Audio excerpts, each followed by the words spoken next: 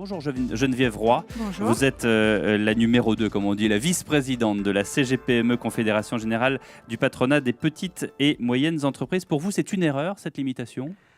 En tout cas, c'est une difficulté pour nos entreprises parce que vous venez de le dire, demain, c'est un grand jour puisque tous les contrats de travail à temps partiel devront être au minimum à 24 heures.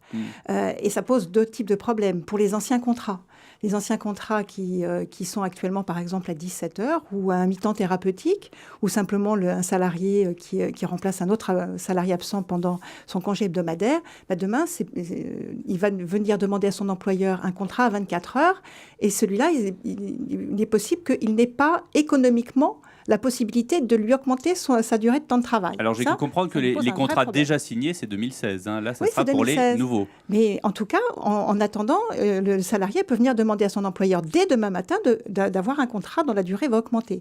Ce qui pose de vrais problèmes d'organisation, évidemment, dans l'entreprise, mais aussi de réalité économique.